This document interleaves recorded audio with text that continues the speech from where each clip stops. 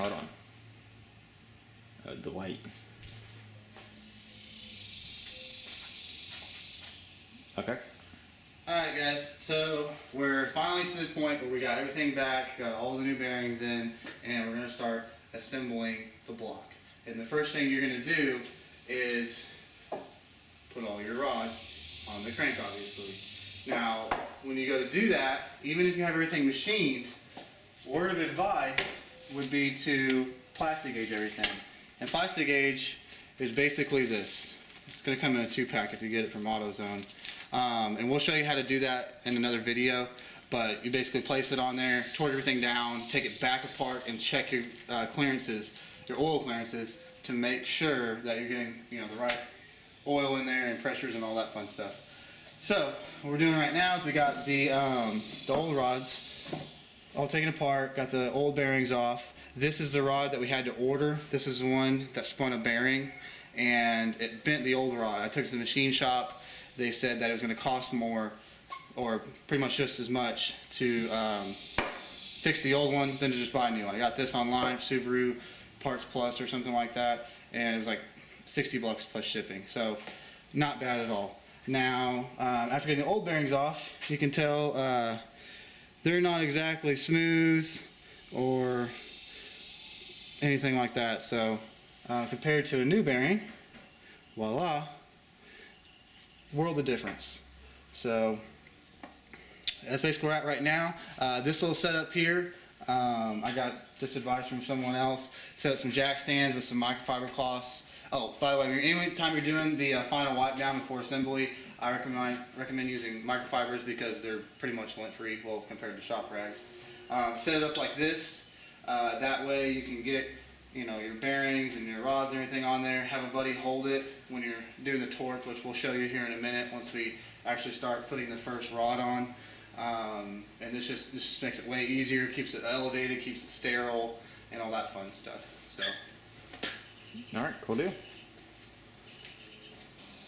all right, guys. So, in the last video, we were talking about getting everything set up to go ahead and get the connecting rods on and plastic gauge. So basically, I went ahead and did the first one right here. It was within specs. I'm going to show you on this one exactly how you do that. So basically, you're going to take and clean everything with brake cleaner, and then slide your connecting rod on up underneath with this little emblem. I'll show you right here, facing the front of the motor. After you do that, you're going to take a little piece of plastic gauge, okay? And the easiest way to do that is to cut off a piece about the same width, which happens to be a little bit over 1 scale on this, and lay it right over the top. And you're going to torque those down to 34 foot-pounds. Now when you do that, make sure that your connecting rod isn't moving at all, because that'll smear and give you a bad reading. So I've just done that, and I took them back off, and you're going to get a little smudge like that. That one is really clean, and the one on the actual connecting rod itself isn't very visible. So we're going to use this one. Now, if you take your little gauge, which if I can find the right side here, you're going to lay it up against the smudge, okay? And you're going to see all these little clearances on here. On this motor, the oil clearance is 0.0017, which is a little bit over 1.5 thousandths of an inch. This one, if you look, is right at 0.0015, which is extremely close. Good enough for government work. So that one is good. I got the same, just about the same on this journal right here. So yeah, that's basically how you do it. Just make sure you keep everything clean and sterile. After you plastic gauge, take some brake cleaner, make sure you clean the plastic gauge back off, and then use some assembly lube for the final torque at, again, 34 foot-pounds. So that's basically it for now. If you do have anything out of spec, that's not good. That means either something was machined wrong at the shop, you got a bearing, out of spec from the factory, or a rod that's bent or something like that. So hopefully that doesn't happen, but this is just a good way to double check and confirm, because I mean, let's be honest, nobody wants to do this again.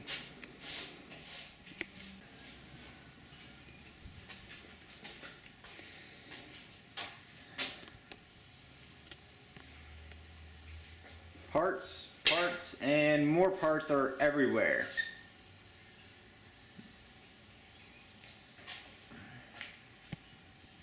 So we got 4 new pistons for this motor, wrist pins, clips, a bunch of seals, a bunch of O-rings, and little parts everywhere. Here's all the other pistons. So we got to put all these together. Got the crank together, cleaning up the block, and then there's even more parts right over here. And for assembly lube, we're just using good old Lucas oil. Really good stuff, the heavy duty kind. Just so you guys know, for those who might not know, it is a premium assembly lube, so it'll work. Better, it's expensive, but you get a lot. Yep. So he's over here cleaning up this block. It wasn't hot dipped, so it's still a little dirty.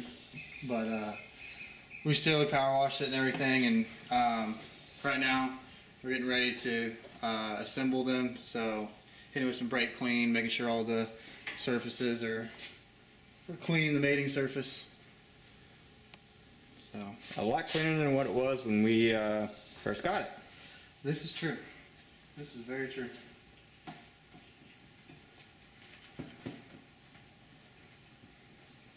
And I forgot my jack stand, so I forgot my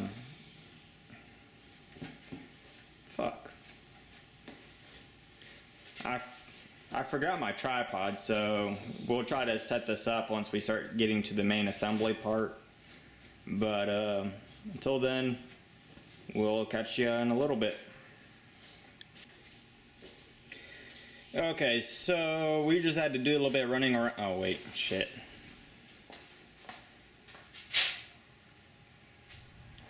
I had to do the white balance. Alright, so we had to do a little bit of running around because this O-ring that they gave us was just wrong. When you put it into the block and put it the way it's supposed to, there's just no real lip here to seal it. So we could have got the correct part, but it would have took a few days, and we really need to try to get this motor together. So we found this O-ring. This O-ring is just slightly off, but it will fit in there. And it has the right amount of lip on it to seal the 2 blocks. And we found that O-ring in this kit. So we're taking one of the O-rings out of there, and we're using it here, and we're going to be able to get this block mated up. So that's pretty much that right there, and we're going to start getting everything together. Yeah, it's pretty freaking hot out here.